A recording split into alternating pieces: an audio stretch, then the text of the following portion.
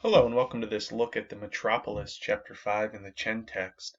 The Metropolis takes us in our next step in understanding cities.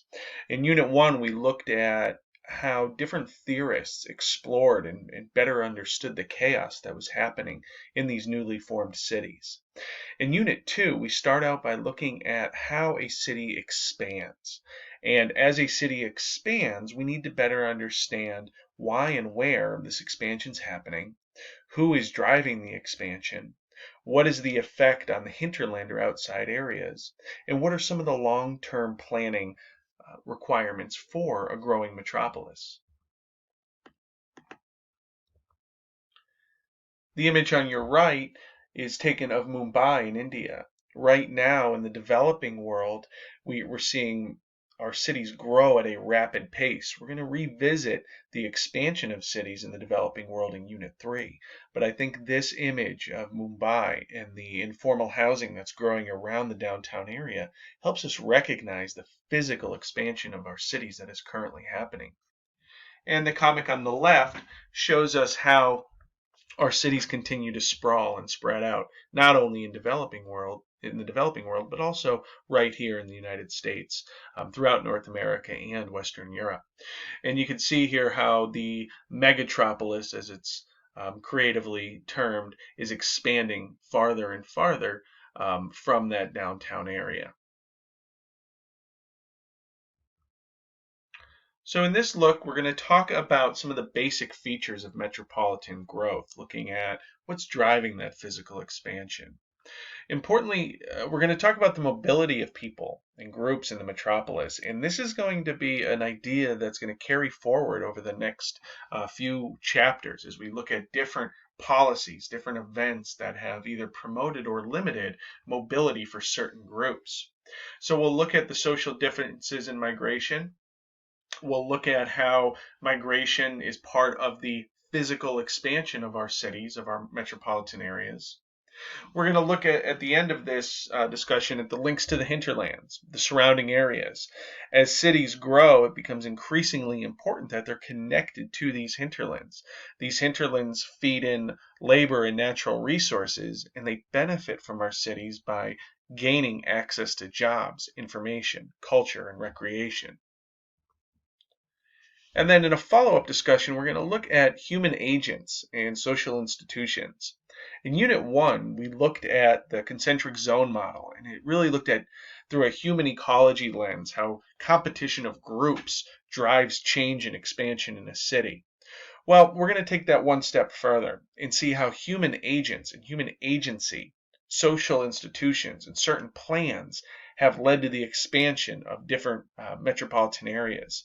It'll be really interesting to see how individuals like Haussmann and Moses and Mulholland have led to the redesign and the ability for some of our largest metropolitan areas to grow to the size in which they've achieved here in the 21st century.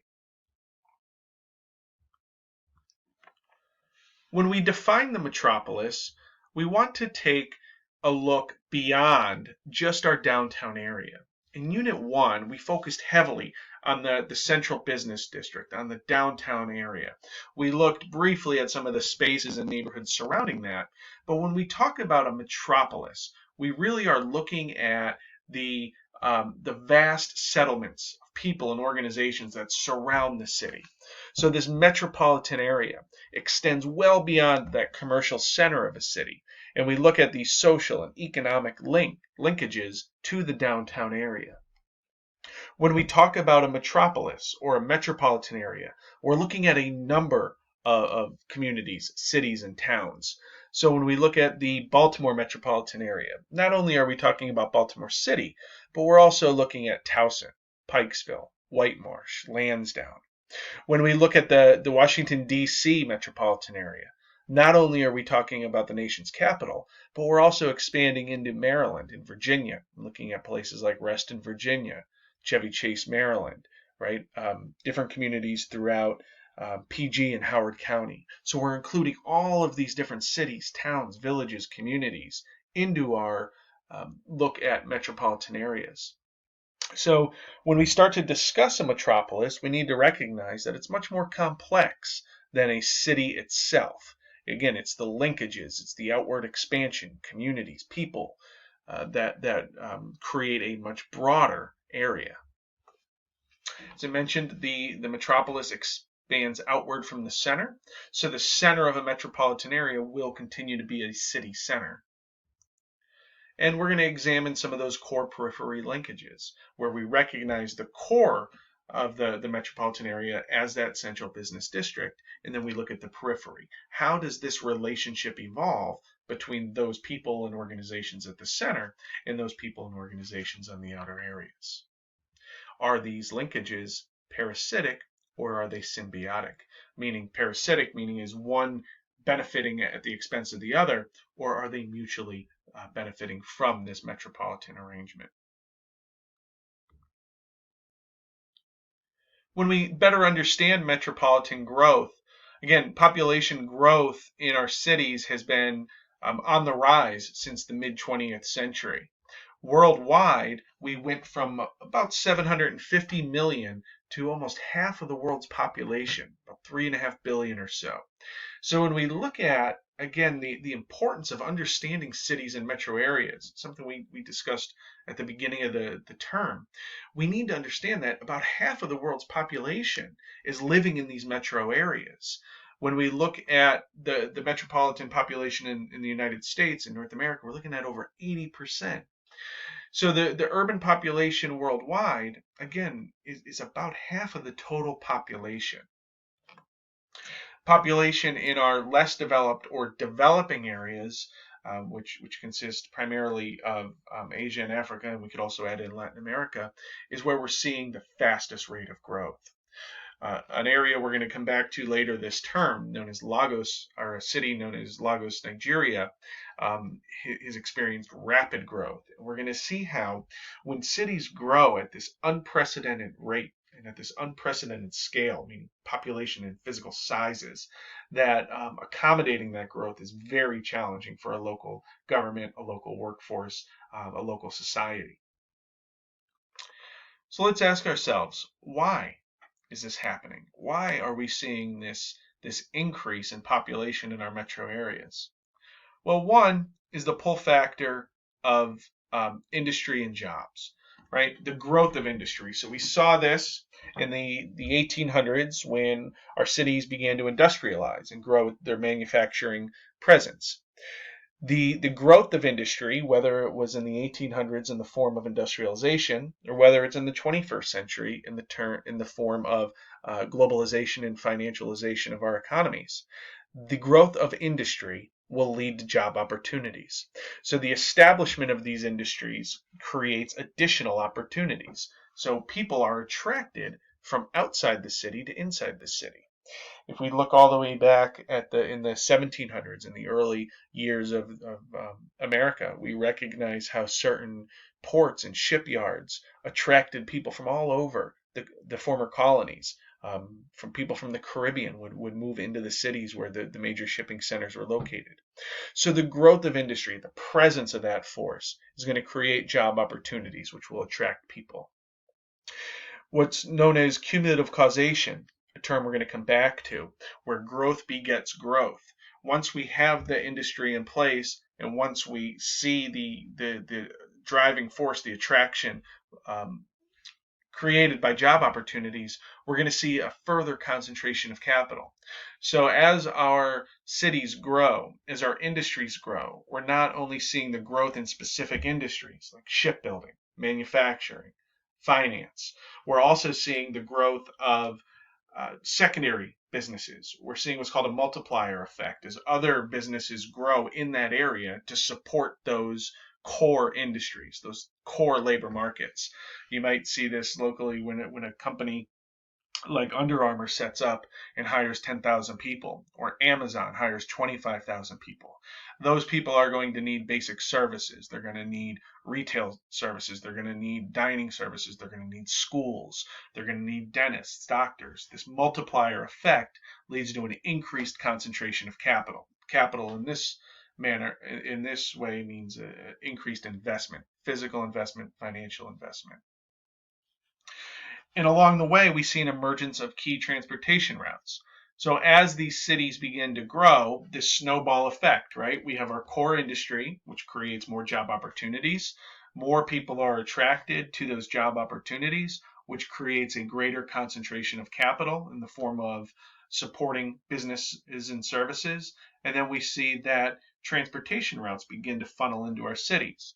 Early on, it would have been shipping routes along the coasts, and then as steam power evolved, it would have been riverfront cities, later on railroads, and finally we see the growth of highways and airports. So these key transportation routes that further connect our key cities. So a city that starts out with a small industry looks to grow that industry by adding job opportunities. As more and more people move to that city to take advantage of job opportunities, we see a further concentration of capital through what's called the multiplier effect, supporting businesses and services. And then we see the emergence of key transportation routes. As that industrial base, as that city and population expand, it becomes a clear destination or terminal for additional transportation routes, whether it's by sea, whether it's by rail, whether it's by road, or whether it's by air. Another look at this idea of cumulative causation, where as we start to see the growth of in-migration, population grows again to take advantage of those job opportunities. We see that population growth and that workforce expansion leads to the generation of demand for more goods and services. So again, we're going to need to open up all of those supporting services that people need to live their daily lives. And that's going to generate more employment, and that's where that investment in capital continues to expand. What we see on the other side of this coin are areas that are losing people. So as our cities continue to grow and expand, our rural areas, our villages, our countryside will lose its population. As that happens, we see less of a demand for goods or services because people are leaving. They're physically leaving and they're bringing their investment elsewhere. And we see declining employment, fewer opportunities. So this idea of cumulative causation exists both in the urban-rural dichotomy, meaning cities and countryside, and also, as we're going to see, it exists between cities. As some cities continue to grow and prosper, other cities may experience social and economic decline. And we've recognized that more recently as cities in the Sun Belt, cities on the West Coast have grown. They have benefited from cumulative causation. Again, this idea that growth begets growth. Growth leads to growth. Where we've seen some of our other cities, some of our former Rust Belt cities, some of our rural towns have experienced the negative side of cumulative causation. It's known as the brain drain, where your best and your brightest leave to take advantage of those opportunities in growing urban and metropolitan areas.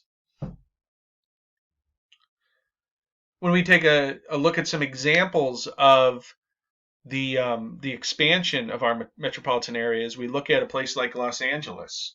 Los Angeles, the metro area includes almost 20 million people, and it includes a number of cities and towns, making up over 200 communities.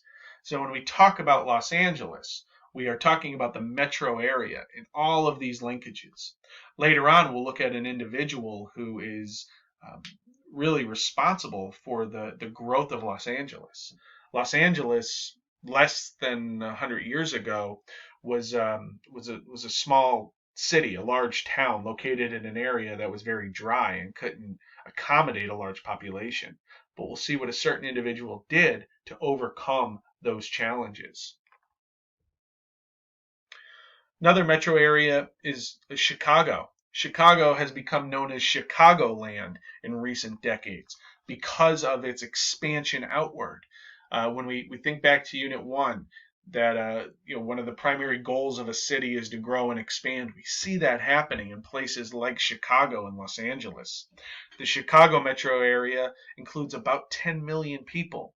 Again, this expands across northeastern Illinois and into northwestern Indiana. So when we talk about this metro area, we're looking at these linkages far beyond downtown Chicago.